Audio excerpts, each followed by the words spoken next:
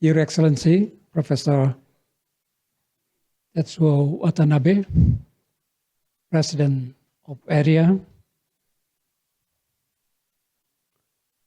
Professor Nobu Aizawa, President of the School of Government and of ERIA, my good friends and colleagues, General Edriartono Sutarto, and Ambassador Gusti Agung Besaka Puja, Honorable General Nipat Tonglok, good friends of Indonesia, Vice Commander of the Aceh Monitoring Team, and Ambassador Harry, former Ambassador of Indonesia to Japan, Excellencies, distinguished guests, ladies and gentlemen. Let me at the outset express my commendations to ERIA for hosting and organizing these commemorations of the 20th anniversary of the Aceh Peace Agreements. A journey of 1,000 miles begins with a single step, said Lao Tzu, the Chinese philosopher who founded Taoism. Nothing in life is instantaneous. Even the tallest trees grow from small sprouts. In the context of Aceh, the journey to peace may appear relatively short if compared to the 23 years of armed conflicts that preceded the dialogue process. This is especially striking when measured against the many unresolved or protracted armed conflicts involving questions of sovereignty in the Asia-Pacific regions.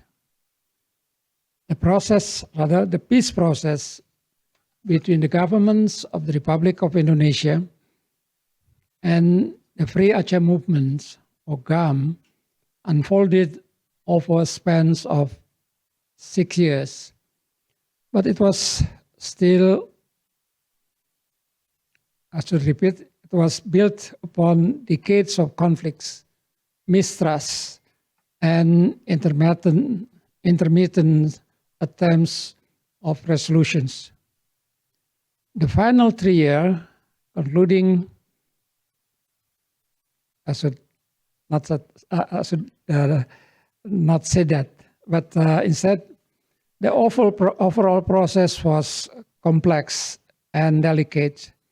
Armed rebellions, such as the Free Aceh Movement, claim independence for Aceh, directly challenging the sovereignty and territorial integrity of the Republic of Indonesia, two foundational principles of the United Nations Charter, which every state, whether old or newly independent, jealously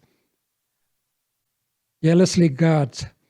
Here, the demand for Aceh independence intersected with the domain of international diplomacy. Some countries in Europe began to internationalize the Aceh issue under the banner of human rights and the principle of self-determination. This was accompanied by a willingness to allow their national territory to serve as launching pad for separatist movement anywhere in the world. Diplomatic efforts were therefore required to counter this internationalization campaign. Indonesia made it clear to its friends and partners that they faced a choice: to remain steadfast friends by respecting Indonesia's sovereignty and territorial integrity, or to support separatist movements acting against it. Sovereignty is not only about rights, but also about the obligations that comes with it. The key obligations for friendly nations is to refrain from supporting separatist movements or allowing their territories to be used for such purposes. These principles is embedded in the ASEAN Charter of 2009 and is reflected in several of Indonesia's bilateral treaties. Indonesia's diplomacy also campaigned vigorously to secure support for other countries and international organizations such as United Nations and the European Union. The aim was to ensure that Aceh remained framed as a domestic issue within Indonesia's sovereign jurisdictions, while also keeping doors open for dialogue to address the conflict's root causes. From a strict diplomatic perspective, dialogue and negotiations with GAM was not typically the purview of foreign affairs. GAM was not an international actor, but rather a national entity. On that basis, I was initially perplexed when President Abdurrahman Wahid appointed me, then serving as ambassador to the United Nations in Geneva, to be the chief negotiator in dialogue with GAM. Interestingly, it was reportedly GAM's leadership who suggested my name to Mr. Bondan Gunawan, the Secretary of State and Special Envoy of President Wahid, during his exploratory visit to Stockholm to promote dialogue. My suspicion is that this proposal was connected in my earlier work as facilitator and mediator of the peace negotiations between the government of the Philippines and the Moro National Liberation Front, or MNLF, over the conflict in the southern Philippines from 1993 to 1996, leading to the final Manila Peace Agreements. GAM and the MNLF were brothers in arms, with many of their forces trained in Libya. It was almost ironic when Saif al-Islam, son of Muammar Gaddafi, the leader of Libya, came to Jakarta to offer Libyan mediations with GAM. Our response was blunt. You should not even think about it. We know what Libya has been doing against us. The central question throughout the negotiation process was whether the end goal would be independence, autonomy, as some arrangement in between. The dynamic of reformasi, particularly developments in the concept of wide-ranging autonomy as well as internal reform within the Indonesian military, were decisive factors in shaping the eventual settlement. On the genesis of the dialogue process, the armed conflicts in Aceh had raged for 23 years before a new approach emerged, one focused on settlement through dialogue and negotiations. In my view, two main factors push events in these directions. First, reformasi created space to correct our past policy mistakes and introduce new approaches to governance. This included a rethinking of the relationship between the central and local governments, leading to the introductions of wide-ranging autonomy in 2001. Secondly, what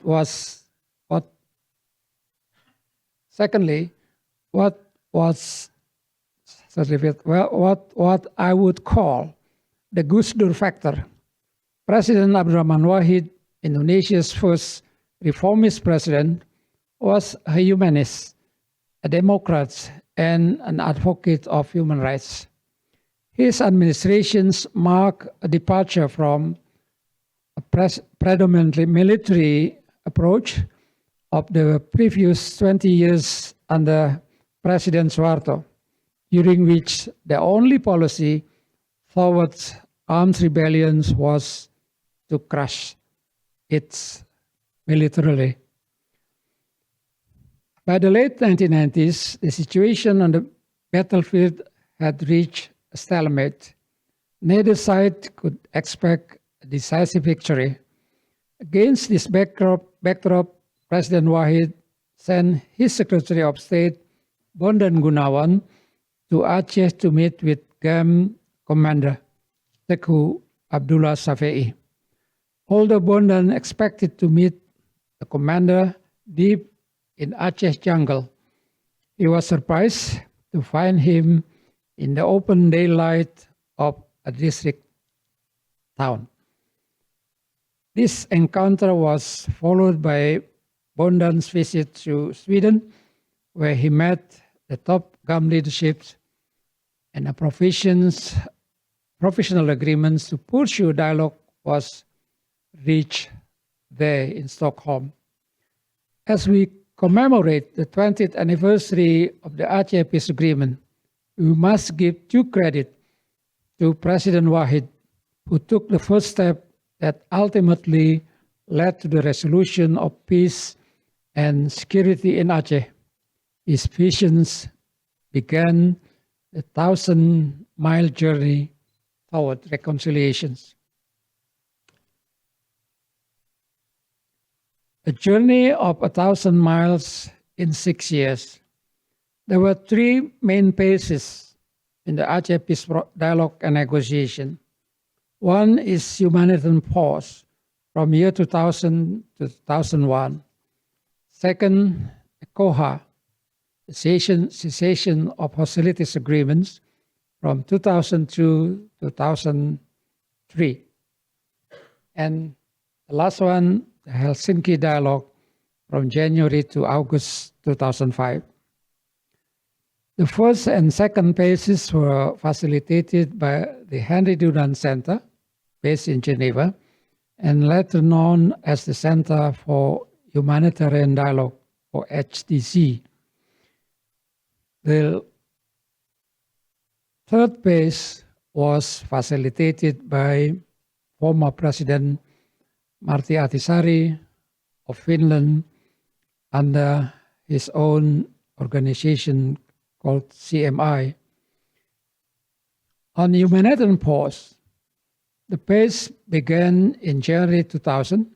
Notably, GAM leaders Teku Hassan attended the opening of the initial dialogue, though for tactical reasons, he stayed in a separate room within the secret venue Chateau in Bavois, about an hour and a half by car from Geneva. And we maintained the secrecy for quite some time, because in the initial period of negotiations, there is a need to maintain a degree of secrecy. But of course, at home we were criticized by politicians, non-governmental organizations, academics, that the dialogue with GAM mount to recognitions of Aceh as legitimate organizations, and give also GAM an equal status with the governments. The joint understanding on the humanitarian pause was signed in May 2000, framing the talks in humanitarian terms, provided, according to Martin Griffiths, the head of the HDC, a face-saving framework for concessions by both sides, presenting them as noble humanitarian gestures rather than strategic retreats. The primary objectives were to strengthen the will to negotiate, build confidence, and deliver humanitarian assistance to conflict victims. This included facilitating the returns and relocations of internally displaced persons to their villages of origin. A professional security arrangement, a help truce was agreed upon to enable the delivery of aid and maintain space for dialogue. President Wahid appointed me as the chief negotiator for the first phase, although I initially did not understand the reasons. I've mentioned earlier that it was GAM leaders who proposed through Mr. Bondan Gunawan that the government of Indonesia to appoint me as the chief negotiator. Exploratory talks began at the end of 1999 in Geneva at the HDC headquarters, followed by a series of discrete meetings in Bafua. The humanitarian pause, though imperfect, firmly established the commitment of both parties to continue dialogue, even when formal talks stalled. Personal relationship between leaders from both sides allowed for informal problem solving, sometimes literally to talk or negotiate under a tree during the breaks.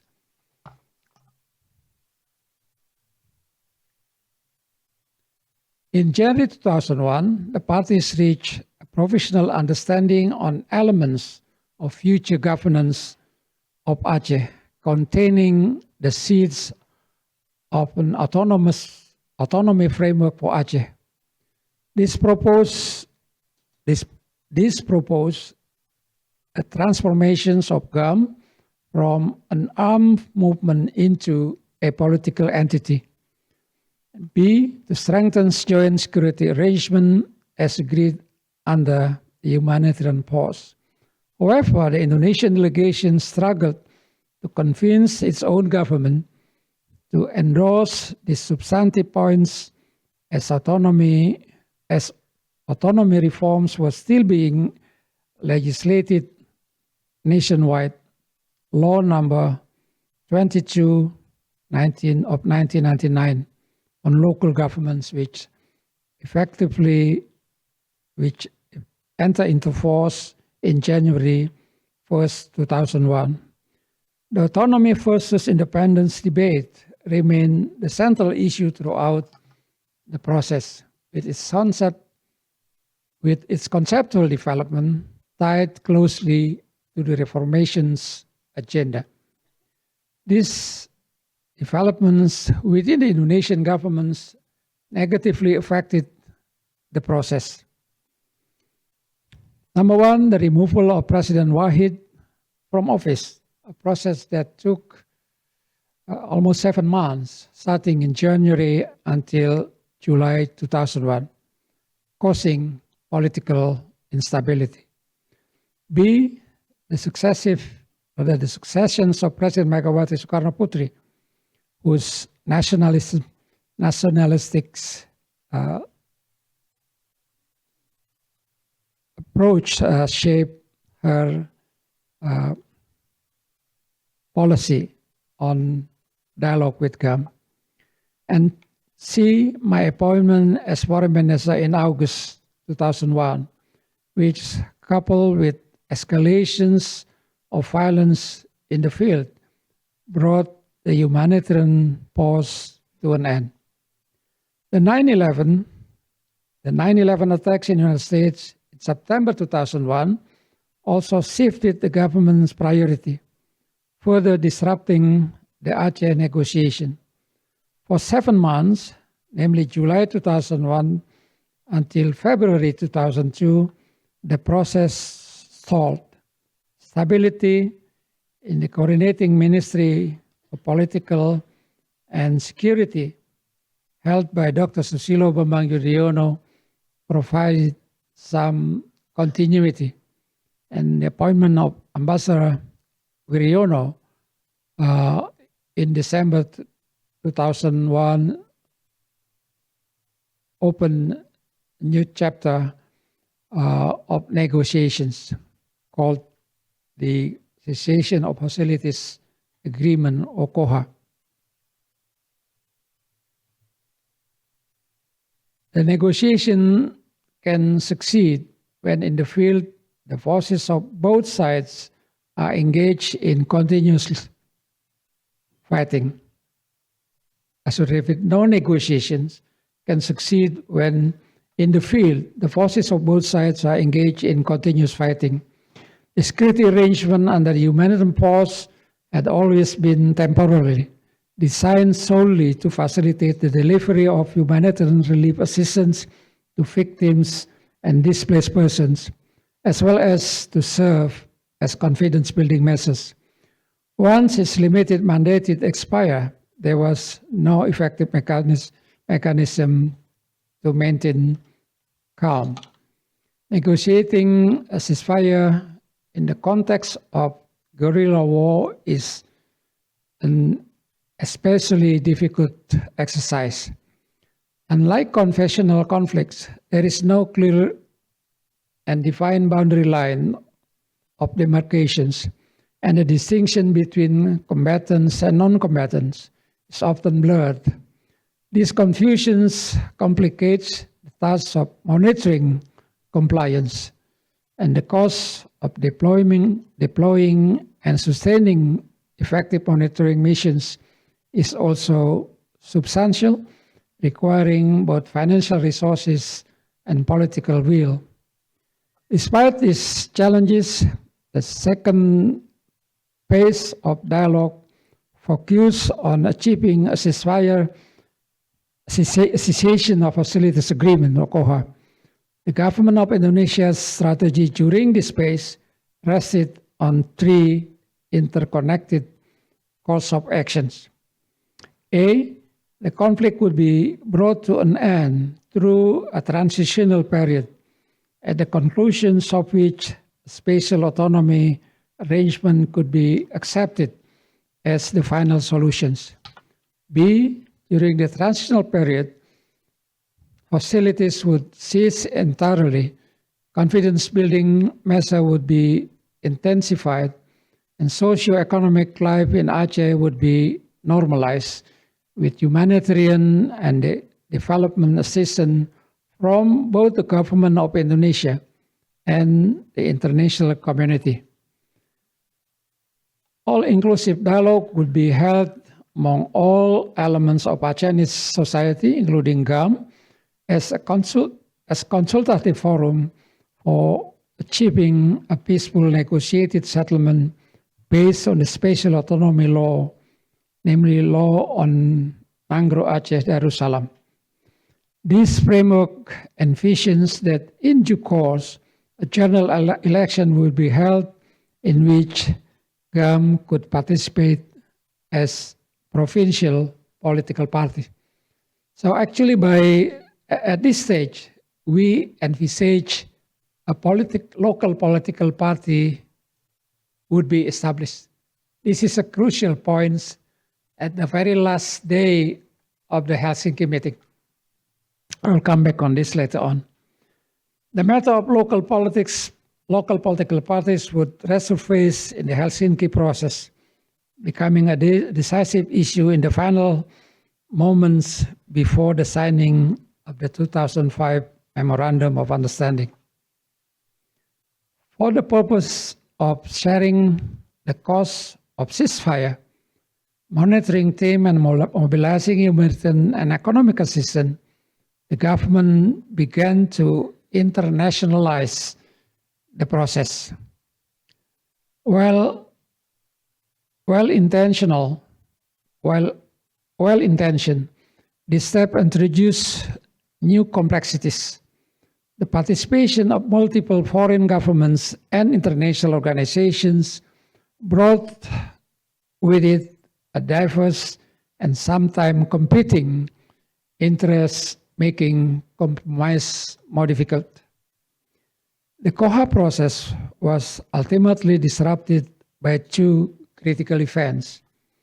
Number one, the arrest of 5 members of the GAM delegations in Banda Aceh on the eve of their departure for Tokyo conference. This abrupt move undermined trust and sent a damaging signal to the GAM leadership. And B, the launching of major combined military and police operation in Aceh, involving approximately 30,000 personnel. This effectively brought the COHA dialogue process to an end. The military operations continued until December 26, 2004, when a catastrophic earthquake and tsunami struck Aceh and North Sumatra. The scale of the disaster was unprecedented, causing immense loss of life and destructions and its immediate aftermath. The military operation was halted for the sake of saving lives and facilitating the massive humanitarian response. Both the governments and GAM agreed to an informal ceasefire. This tragedy also created an unexpected opportunity. The shared imperative to address the humanitarian crisis inspired both sides to reconsider a dialogue. The sense of urgency, coupled with the recognitions that cooperation could yield tangible benefits for the Acehnese people, provided new momentum for peace. In conclusions, 20 years after the signing of the Helsinki agreements, we stand at a vantage point where it is possible to view the process in its entirety, its beginnings, its struggles, and its ultimate success. The road to peace in Aceh was neither smooth nor inevitable. It was a journey marked by false starts, broken ceasefire, and moments when trust seems impossible to rebuild. Yet the perseverance of those involved on both sides of the conflicts prove that dialogue remains the most durable path of lasting peace. The Aceh process offers several enduring observations. First, peace processes are rarely linear. The initial humanitarian pause and the COHA phases failed to produce a final settlement, but they laid the groundwork for Helsinki talks by building personal relationships, developed a shared understanding, and familiarizing each other with others' constraints. Each phase, even when it ended apparent failures, left behind elements that proved useful later. Second, domestic political transformations can change the entire equations. Without Reformasi's era's commitment to decentralize and democratize governments, the concept of specific autonomy, rather spatial autonomy, would not have been politically acceptable to Jakarta or credible to Aceh. Similarly, the willingness of successive presidents, despite differences of ideological and political base, to keep the door open for dialogue ensured that momentum was never completely lost. Third, leaderships at critical moments can make the difference between peace and protracted war. President Abdurrahman Wahid took politically risky step of opening dialogue when the military solution still seems dominant in Jakarta.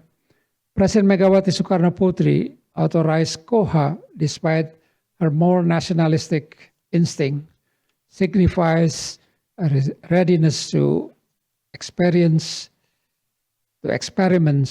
with non-military approach. President Susilo Bambang Yudhoyono, together with Vice President Yusuf Kala, seized post-tsunami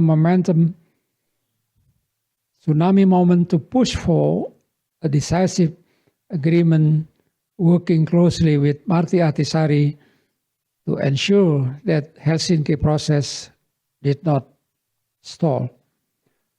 Fourth, timing is everything. The 2004 tsunami was a tragedy of immense proportions, but it created a rare convergence of humanitarian urgency, international attentions, and political opportunities. Both the government and GAM recognize that such a moment might never come again. The speed with which the Helsinki process was conducted, just 5 months from the first round to the signing of the MOU, reflected an acute awareness that the political window was narrow. Finally, international facilitations works best when it is clear, firm, and time-bound. Artisaris with mediators combine empathy with disciplines. Discussions were focused, deadlines were respected, and parties were reminded that the alternative to agreement was a return to war. The involvement of the AU-led monitoring missions with ASEAN participations provided credible oversights without undermining Indonesian sovereignty. 2 decades on, Aceh Peace has held. There have been challenges, of course, disputes over the implementation of autonomy provisions, local political rivalries, and questions about economic development. But the guns have remained silent. This is in itself a remarkable achievement and a testament to the power of negotiated settlements. A lesson learned for the future. The Aceh Peace process is not just a historical episode. It is a living case study in conflict resolutions. For Indonesia, it serves as a model of how domestic conflicts, especially those with separatist elements, can be addressed without sacrificing sovereignty. For the international community, it is an example of how regions and global actors can play a constructive role without dominating the process. Several lessons emerge for the future. Number one, clarity of objectives. From the outset, both sides in Aceh were clear, if not always in public, about what they could and could not accept. The government would not concede independence. GAM eventually accepted that autonomy within Indonesia was the most realistic outcome. This clarity allowed negotiation to focus on workable arrangements rather than endless debates over absolutes. Number two, paced approaches. Attempt to solve everything at once is a recipe for a deadlock. The paced approach in Aceh, though frustrating at times, allowed both parties to test each other intentions, build limited trust, and accumulate agreements on less contentious issues before taking the core questions. Number 3, the role of personal relationship. Formal talks matters, but so do informal channels. The trust built under the tree, between quotations, in Bavaria or during coffee break in Helsinki was often as important as what was said in the plenary sessions. Conflict resolution is as much about human connections as it is about political calculations. Number 4, preparedness for the unexpected. The tsunami was not a planned part of the peace process, but it was leveraged quickly and effectively in connections, resolution, in conflict resolutions. Crises, whether humanitarian, political, and economics, can become opportunities if leaders are ready to act decisively. 5, sustaining peace beyond the agreements. The signing of peace agreement is not only the beginning. Signing of a peace agreement is only the beginning. Implementations requires patience, resources, and political commitment. In Aceh, the presence of the Aceh Monitoring Missions for a fixed but significant period helped to reassure both sides that the commitments made in Helsinki would be honored. As we reflect on 20 years of peace in Aceh, it is worth remembering that diplomacy is often about creating possibilities where none seem to exist. The 1,000-mile journey that began with a hesitant step in year 2000 did not proceed without detours, but it reached its destination because both sides, in the end, choose the path of peace over certainty of continued conflict. The Aceh experience should give confidence to those facing seemingly intractable disputes today. It reminds us that even the longest and most bitter conflicts can be resolved when there is courage to start, discipline to continue, and wisdom to compromise. I thank you very much for your attention.